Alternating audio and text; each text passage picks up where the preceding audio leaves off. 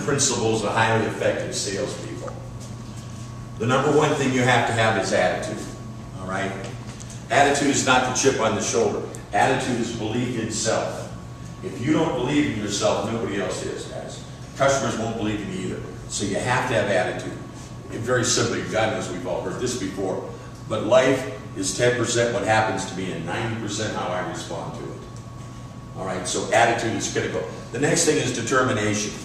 You've got to be like a dog with a bone, all right? You've got to want it, and you've got to be willing to do what it takes to get it. All right, this is an industry that is going to allow you to make as much money as you want, but you've got to be the one to go out there and do it. The dealership will give you the facility, they'll give you the advertising, they'll give you the inventory, but you've got to be the one who wants to make it happen. Next thing is persistence. Let's not confuse persistence with being pushy. I don't like pushy salespeople. If I don't like pushy salespeople, I wouldn't be a pushy salesperson. But persistence to me very simply means is earning someone's business. That's what persistence is. It's earning someone's business. It's making that additional call. It's sending that additional letter. It's doing that one thing that separates you out from the rest of the salespeople. Self-motivation. You got to be able to pump yourself up. All right, now when I was younger, I didn't need to. It was all about money and everything else. As I got older, I realized it wouldn't hurt. Now, the pump for me is a guy, a lot of you guys don't know who this is, a guy by the name of Zig Ziglar. I don't think Zig Ziglar is a great trainer, but I think he's a tremendous motivator. Zig Ziglar can raise the dead as far as I'm concerned, all right? So I listen to him, but you need to get that pump, whatever it is. You need to get that pump going. Next thing is personality.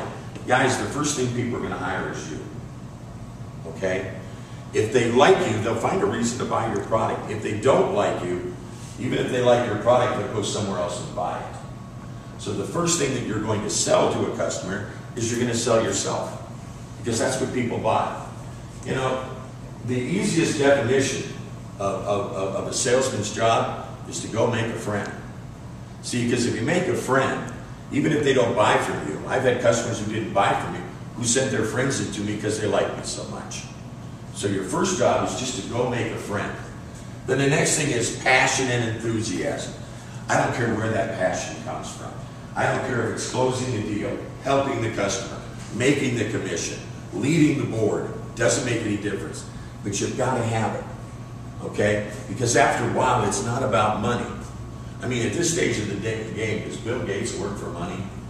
I mean, after your first 100 million, does it really make any difference? Okay? He still does what he does for the passion of doing it. And you've got to have that.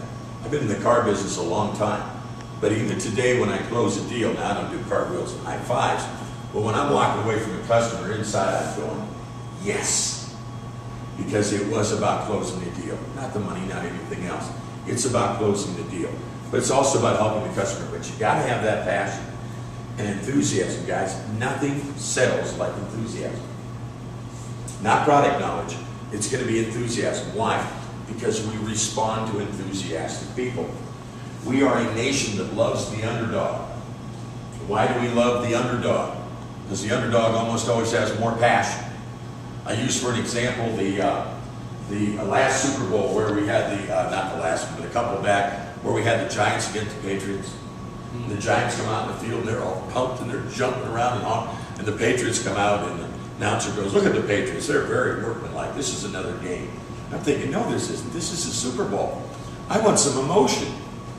When New Orleans beat Pittsburgh, and I was a Pittsburgh fan, I was happy for New Orleans. Why? Because they were so pumped up. We reward enthusiasm. The last thing is commitment. And that's what I'm going to ask of you here at the end of the day. Is this something you can commit to? Because without commitment, things don't happen. If you look back in your past where you had, and excuse the expression, a half-assed commitment, you normally got half-assed results. If you went into something with 100% commitment, you might not have got exactly the results you wanted, but it was always a good experience. All right, you always learned something from it that was not a negative. So the bottom line to this is that in order to be a success at this, you have to commit to it. It's the key to what we do. The key to life is commitment. Okay, that's good. All right.